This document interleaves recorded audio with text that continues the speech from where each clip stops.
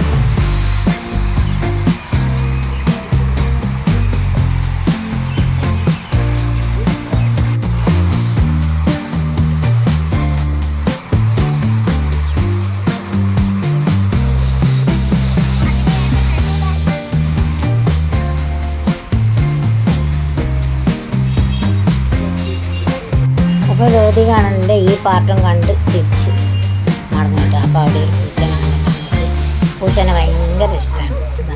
അതിനെ പിന്നെ okay, bye.